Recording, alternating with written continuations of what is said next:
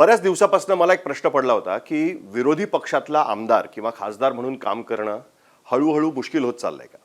कारण बरेच विरोधी पक्षातले आमदार आणि खासदार आता असं म्हणायला लागलेत की विरोधी पक्षात राहिलो तर पुढच्या वेळेस निवडून येण्याची शक्यताच नाही आहे किंवा ते कठीण होत चाललेलं आहे.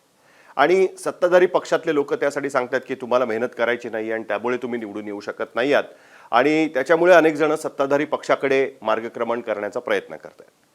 ह्या लॉजिकला सुरुवात खरं तर अजित पवारांच्या काळात झाली, कारण ज्यावेळेस अजित पवारांनी राष्ट्रवादी काँग्रेस पक्षामध्ये फूट पाडून तो पक्ष त्यांचा पक्ष आहे असं सांगून जेव्हा त्यांचे सगळे 41 आमदार ऑलमोस्ट सत्तेमध्ये गेले, त्यानंतर त्यांनी एकत्रित निवडणूक लढवली वगैरे, पण ज्यावेळेस ते सत्तेत गेले त्यावेळेस त्यांनी सगळ्यात पहिल्यांदा हा मुद्दा उपस्थित केलेला होता की विकासासाठी म्हणून आम्ही सत्तेमध्ये जातोय. अर्थात हे लॉजिक खूप वर्षांपासून दिलं जात आहे की जर तुम्हाला विकास करायचा असेल, राज्यामध्ये काही वेगळ्या गोष्टी घडवून आणायच्या असतील, करायच्या असतील तर तुम्हाला सत्तेत जाणं आवश्यक आहे. आणि याच लॉजिकने काँग्रेस पक्ष अनेक वर्ष काम करत राहिला आहे. शरद पवारांनी सुद्धा अनेकदा त्यांचं पॉलिटिकल लॉजिक हेच द्यायचा प्रयत्न केलेला आहे, ज्या वेळेस त्यांनी काँग्रेस पक्षामध्ये पुन्हा प्रवेश केलेला आहे, तेव्हा ते काँग्रेसमधनं बाहेर होते आणि नंतर काँग्रेसबरोबर सत्तासुद्धा त्यांनी स्थापन केली. पण यावेळची परिस्थितीच कंप्लीट वेगळी आहे. तुम्ही विरोधी पक्षाचे आमदार किंवा खासदार असाल तर तुम्हाला कामच करता येणार नाही, कारण तुम्हाला निधी मिळत नाही. हे कारण पहिल्यांदाच दिलं जात आहे आणि अनेक दिवसापासून माझ्या मनात होतं की याबद्दलची सत्य पडताळणी करून घेणं कुठेतरी आवश्यक आहे आणि तेच करण्याचा खरं तर या व्हिडिओच्या माध्यमातून माझा उद्देश असणार आहे. नमस्कार, मी साहिल जोशी, मुंबई तकमध्ये तुमचं स्वागत आहे. हा व्हिडिओ करण्याचं सगळ्यात महत्त्वाचं कारण म्हणजे पहिल्यांदाच खासदारांनी ओपनली ही गोष्ट सांगितलेली आहे की ते विरोधी पक्षाचे खासदार असल्यामुळे त्यांच्याकडे काही अधिकारच नाही आहेत, त्यांच्या मतदारसंघामध्ये त्यांना निधीच मिळत नाही आहे आणि अगदी छोट्या छोट्या गोष्टी की अगदी एक स्ट्रीट लाईट जरी बसवायचा असेल, एक छोटा रस्ता जरी करायचा असेल तरी ते करणं सुद्धा त्यांच्यासाठी अत्यंत मुश्किल असणार आहे. आणि त्यामुळे त्यांच्यासमोर एकच पर्याय मार्ग उरलेला होता की त्यांनी सत्ताधारी पक्षाबरोबर जावं आणि म्हणूनच शिवसेनेच्या या 6 खासदारांनी सत्तेत असलेल्या एकनाथ शिंदेंच्या शिवसेनेमध्ये जाण्याचा निर्णय घेतला. ही काही माझी वाक्य नाही आहे. त्या 6 बंडखोर खासदारांपैकी 2 खासदारांची जी स्टेटमेंट्स आली आहे त्याच्यातनंच ही गोष्ट स्पष्टपणे ठळकपणे समोर आलेली आपल्याला बघायला मिळते. त्यामुळे आपण सगळ्यात आधी या 2 खासदारांचं स्टेटमेंट काय ते आधी आपण बघूया आणि नंतर ह्याच्यामधलं सत्य किती आहे हेही मी तुम्हाला सांगण्याचा प्रयत्न करणार आहे. कारण डेटा जोपर्यंत माझ्याकडे नसतो तोपर्यंत मी या गोष्टीबद्दल कधीच कमेंट करत नाही आणि यावेळेस मला असं वाटतं की ही कमेंट करणं अत्यंत आवश्यक आहे. तर सगळ्यात पहिल्यांदा आपण ऐकूया की ज्यावेळेस नागेश अष्टीकर अनेक दिवस गप्प राहिल्यानंतर नागेश अष्टीकर हिंगोलीचे खासदार त्यांच्याकडनं या संदर्भामध्ये काय स्टेटमेंट दिलं गेलं. आपण पाहतोय की सत्तेशिवाय कुठलेही कामं कार्यकर्त्याची होत नाहीये. त्यामुळं कदाचित या सगळ्या गोष्टीचा जे काही मी पाऊल उचललं त्याच्या मागचं एक मोठं कारण असू शकते की माझ्या मतदारसंघामध्ये विकास कामे करावं लागतील. लोकांनी खूप मोठ्या आशेनं मला निवडून दिलेलं आहे आणि मला त्यांची कामं करणं कर्मप्राप्त आहे. आणि तुम्हालाही माहिती आहे सगळ्याला की आपल्याला कुठल्याही प्रकारची निधी मिळत नव्हती. माझ्याकडं जे असणारे 5 कोटी रुपये जे MP लाडमधून मिळतात ते अतिशय अपुरे आहेत आणि प्रत्येक गावात गेलं की प्रत्येकाला काही ना काहीतरी अपेक्षा आहे. त्यांनी खूप मोठ्या आशेनं मला खासदार म्हणून निवडून दिलेलं आहे. सो नागेश अष्टीकर जे खरं तर पहिल्यांदाच लोकसभेची निवडणूक लढवत होते, शिवसेनेच्या मशाल, शिवसेना UBTच्या मशाल या चिन्हावरनं निवडून आलेले होते. त्यांनी असं सांगितलं की 2 वर्ष ते विरोधी पक्षाचे खासदार आहेत, विधानसभेमध्ये सत्ता नाही, तिकडच्या जिल्हा परिषदेत सत्ता नाही आणि त्याच्यामुळे त्यांना खासदार म्हणून काम करणं मुश्किल होत चाललंय आणि त्यांच्या मतदारसंघामध्ये लोक त्यांच्याकडे येऊन विचारतात की तुम्ही खासदार म्हणून काय करताय. त्याचं उत्तर त्यांना देता येत नाही, कारण विरोधी पक्षातले खासदार असल्यामुळे त्यांना कुठलीच कामं करता येत नाहीत. हे त्यांनी ठळकपणे सांगायचा प्रयत्न केला आहे. कारण असं आहे की यावेळेस या खासदारांना कुठलंच कारण असं देता आलं नाही जे खरं तर एकनाथ शिंदेंच्या काळात देण्यात आलं होतं की तुम्ही काँग्रेसबरोबर गेलात म्हणून आम्हाला असं वाटलं की बाळासाहेबांच्या विचाराशी तुम्ही प्रतारणा करताय म्हणून आम्हाला हे पाऊल उचलावं लागलं. यावेळेस ते कारण देता येत नाही, कारण काँग्रेस पक्षाबरोबरच जाऊन शिवसेना UBTने निवडणुका लढवलेल्या होत्या आणि नागेश अष्टीकर त्याच प्रचारामध्ये 2024च्या लोकसभा निवडणुकीमध्ये निवडून गेलेले होते. एक्झॅक्टली अशाच पद्धतीची गोष्ट ही ओमराजे निंबाळकर यांनी सुद्धा सांगितली. त्यांची अनेक कारणं होती पण त्यातलं एक महत्त्वाचं कारण हे सुद्धा होतं. ते काय बोलले होते हे पण मी एकदा तुम्हाला दाखवतो. आज मला 7 वर्ष होत आली.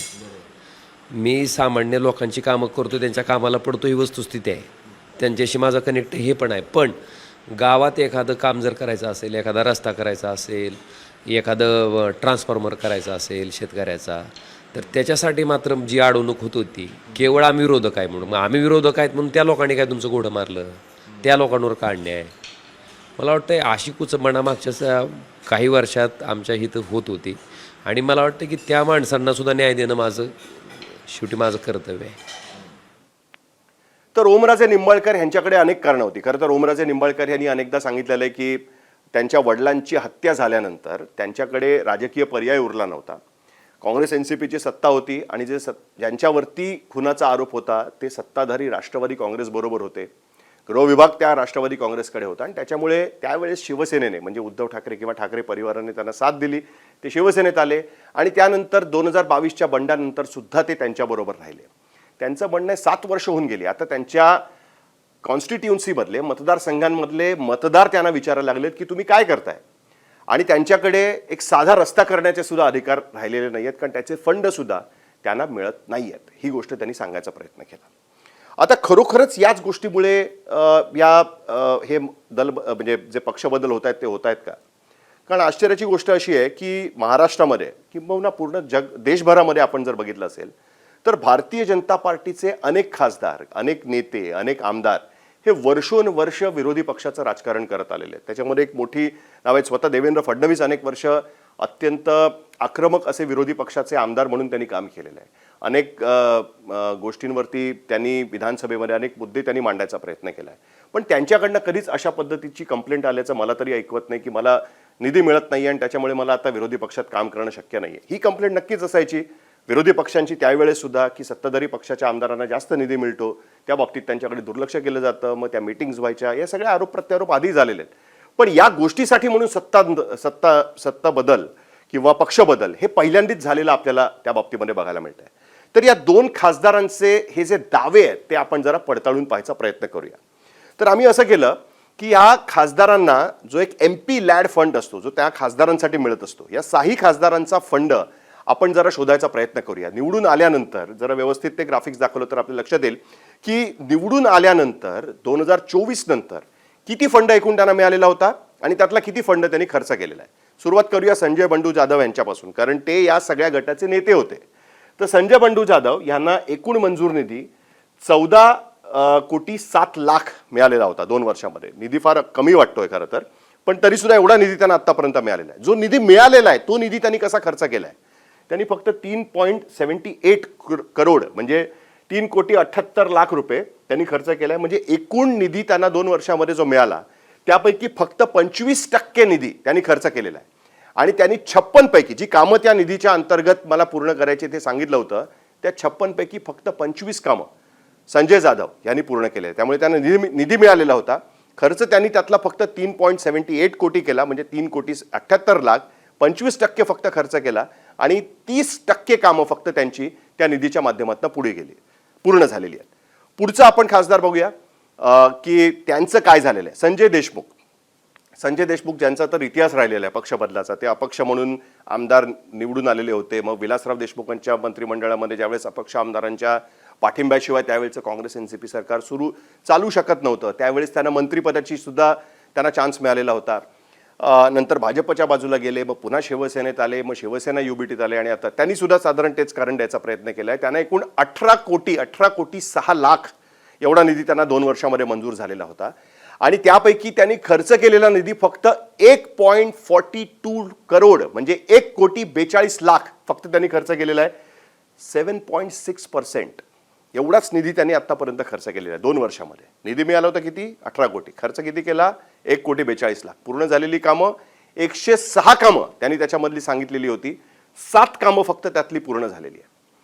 कोणाला याच्याबद्दल दोष द्यायचा हा एक वेगळा प्रश्न आहे. पुढचे खासदार आपण बघूया. तिसरे खासदार संजय दिना पाटील मुंबईतले. 14.7 कोटी त्यांना एकूण निधी मंजूर झालाय. 14.7 कोटी. खर्च किती केलाय? फक्त 15 लाख रुपये. म्हणजे 1% निधी फक्त त्यांनी त्यातला खर्च केलेला आहे. पूर्ण झालेली कामं आहेत 40 पैकी 0. हे त्यांचं रिपोर्ट कार्ड आहे. 0% हे त्यांचं रिपोर्ट कार्ड आहे आतापर्यंत संजय दिना पाटलांचं. 14 कोटी निधी मंजूर झालाय. 0% निधी त्यांनी फक्त 1% निधी त्यांनी खर्च केलाय. तो खर्च कुठे केलाय माहित नाही, कारण एकही काम पूर्ण झालेलं नाहीये. 0% पूर्ण झालेली कामं आहेत आणि त्यांचं म्हणणं आहे की आम्हाला कामं करायची आहेत आणि त्यासाठी आम्हाला निधी मिळत नाही आहेत आणि त्याच्यामुळे आम्हाला सत्तेमध्ये जाणं अत्यंत आवश्यक आहे. बाकी नाराजी वगैरे या गोष्टी प्रत्येक पक्षामध्ये असतात. तुम्हाला सत्ताधारी पक्षांमध्ये सुद्धा अनेक जण नाराज दिसून येतात.